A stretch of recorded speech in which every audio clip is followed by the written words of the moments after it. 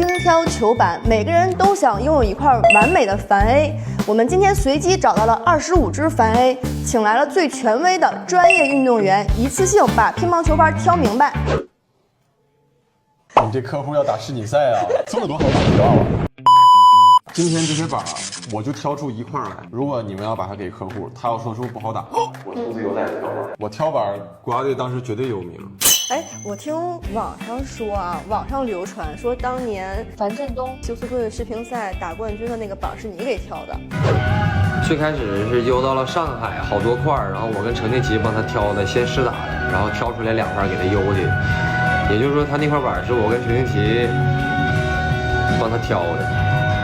那个当时他的那个积累，我觉得他拿什么板他都挺有概率拿冠军。只不过他确实当时那一批板是我挑的，不光是给他一个人挑板，我从12年、16年这种大赛中已经开始给主力挑板。我平时给大家挑板，可能就是敲一敲，看看面材，然后称一下克重。那你挑板有没有这个自己的心得啊？每个人他对板都有需求，弹性好，控制好，什么为主，大概什么重量，综合它这个板的这种紧密度，我觉得还是最关键的。然后还有就是它这个正手的弹性跟反手的弹性，它要保持一致。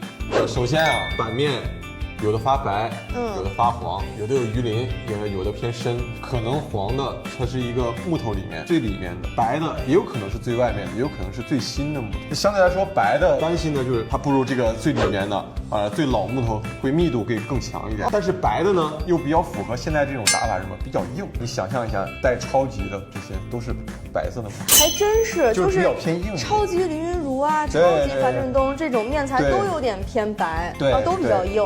去挑它的重心，我觉得重心很重要。黄喜板的人板头就是比较重嘛，在于这个发力的时候能甩出来。蝴蝶的板是重心比较偏中间的，就是比较综合能力量真的比较方。但是你很怕什么？听的也挺好，一块板也挺好，但是呢，它的重心偏下，你总觉得这个力量，怎么总感觉在自己的手掌，不是在前面。所以说在这块是最好的，所以这个也需要去颠去挑，你知道吗？声音非常重要，就是你敲这个板。我会认为它是一个女生版哦，为什么？女生轻一点，正反手转换丝滑一点。看一下重量，果然很轻。如果是发黄才会沉。蝴蝶的品控做得好的就是其实大差不差。那是不是可以理解为比较透的板子可能就比较好上手啊？对，适应的时间会短。你拿板就能打，但是可能说是到了这种综合性训练馆，或者说是打时间长了，就是它会稍微的有一点点发空，所以没那么实。我们有专业人员那时候用的比较顺手的板，都会寄到公司，让他们拿那个专业的机器去压。压完之后，它就其实就是把板的这个内力压得更紧了。所以挑板的时候，敲的时候你也能敲出来。它这个声音，它不能是当当，它咚咚咚咚咚，就是它是感觉这7层木头都是粘在一起的。有的时候专业运动员需求还不一样，反手他如果打软海绵，他希望更硬一点；正手打黄标嘛，希望稍微软一点。这个虽然有一点点发白，但是你看它的木纹还是偏黄，然后比较偏紧凑的。我觉得这个最好，它既不是那种很厚的嘣嘣嘣嘣，它是有透，但同时它就是这个很厚实，这个声音在里面，又很紧实，对，很脆，不会发空，对吧？还也是在板头的，对，这个估计跟这个差不多，89。哇，89可以啊。后边再敲它的时候，就只能闭着眼敲了，因为你对它已经有了一种那种心理依赖了。是。其实大家有时候会担心这个上面会有这个不用担心，其实这个就是一个你自己看上来的有点不舒服，但其实没有任何影响，没有任何影响。正手我觉得反手比正手硬，反手比正手硬，对，反手比正手硬。有时候我们会拿着球来，我得带着球来了，你真是有备而来呀。有时候会这么挑板，它板很顶的时候，你会打到这个位置，尤其中间的位置，你会感受到它它的这个反弹的这个力度。行了，这选出来了，这有啥纠结的？就这个。虽然不知道你这是哪位客户吧，但是我要做个标记，他要不要我就收了。这个不可能任何人在这个20块里边再挑出比他好的了。你们不要就给他拿走，我也淘几块了。有的人他在选的时候也的重还是轻一点的。平时打球的这种环境去选择球板，重量一定不是最主要的，一定是根据你的需求去调整这个球板。如何挑乒乓球底板？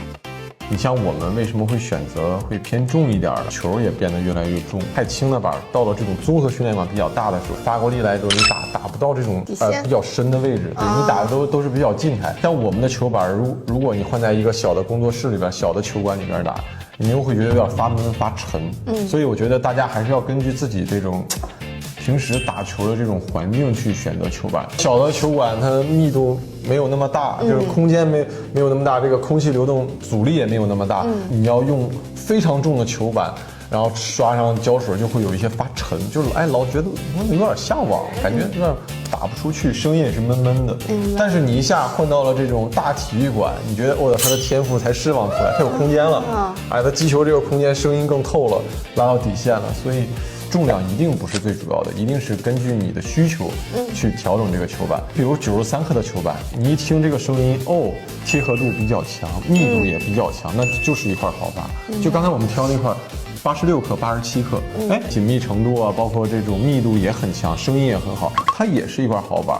它可能更适合女孩，因为太重了，有的时候我们转换中也会影响。就是我身边也有专业运动员，顶尖的运动员，他挑板他喜欢轻一点，就我海绵打硬一点，海绵又硬又重，他觉得这个更好控制，这个也是他的一种习惯，他觉得板反而不好控制。比赛当中其实赢球是关键，那控制也是一方面，还要选择适合自己的，包括海绵的搭配。所以重量不是唯一的标准，我觉得。明白，综合考虑吧，然后因人而异。底板我们选出来的好与不好，那怎么配胶呢？那胶皮配的不合适，反而没有发挥出这个底板的优势。如何挑乒乓球胶皮？我上一块球拍就是超级反震动，然后我正手配了一块蓝国狂，就非常吃技术。对，挺贵的，反正就是。它的这种性能没有完全发挥出来，因为你一听特别好听，特别顶，对，然后你又配上这么好的海绵，但是它配到一起，你会发现两个顶的东西在一起，到这种控制啊弧线当中，它会受一些很大的影响。比如你撞击会比较多，软一点，厚一点，你摩擦比较好的，我一定把海绵给你粘得很硬，因为越硬，它这个摩擦越能发挥到最大，是吧？就我这块发闷，我可能只打40度、41度的，我多加一些控制，这个女生版。只有这一块了，我现在只能拿它打了。我就会挑很硬的空标，我可能打42的，防染海绵我会挑重的。包括我们根据场地刷的这个2遍呀、3遍呀，还是4遍，其实都会有调整。天气啊这种，其实我们都会有调整。所以说，专业运动员挑板是一方面，帮你搭配也非常关键。我看樊振东最近在德甲比赛上，他有的时候正手会用 D09C 这种外套，但有的时候好像又会换回狂飙。这个是因为台子的原因，有些球台会比较滑，就是磨砂面。我们讲的这也是德甲非常有魅力的地方，就是它每个队伍根据自己的赞助，然后用不同的球台。有的时候打磨砂面的时候，狂飙的这个胶皮容错率会低。樊振东他也没有说是完全的，就是说就打套胶了，他是换过来了。因为正手我们拉球这个比较专业，正手拉球有4个点，起点、高点、下降点、完点，但反手击球只有2个点，所以正手打套胶的时候你容错率就高，你有4个点去击球，就也就他能做到，他能转换过来，一般人手感也不太好调，所以他一定是搭配着来，你个人的需求、你的习惯，去对应这个板挑比较适合你的这个装备。现在很多球友打这个狂飙啊，会觉得有点累，然后这个有点吃技术。如何选套胶？你像我们一般退役的运动员到后期换成套胶，就它容错率会比较高，因为打狂飙的话对自己身体的要求比较高，腿、腰、胯每一刻都要发力集中，才能把这个力量发出来。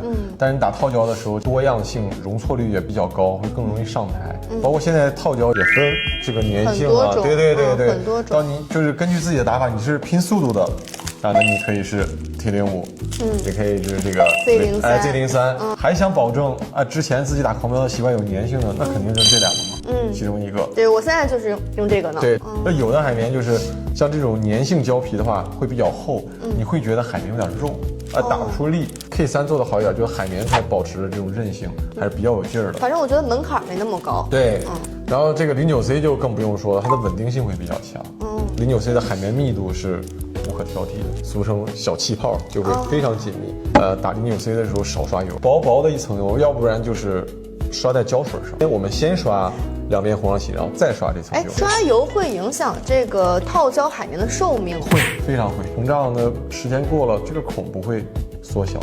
就是我们俗称的有点掉，越打越下网。大家还是要保护好海绵本身的这种力量，然后去配置自己刷油的这种方式。有的球友跟我说，国家队听说都刷油，现在这国家队到底刷不刷油？海绵如果这批硬一点的，我们可能习惯性刷一点，就是薄薄的，就跟刮上去的一样，稍微让它有一个这个卷度，让它胶粒儿稍微出来一点点。如果海绵很软的，那干脆就不要刷。你刷太多油，你把它那个孔给刷大了，其实它最好的东西都被你给弄。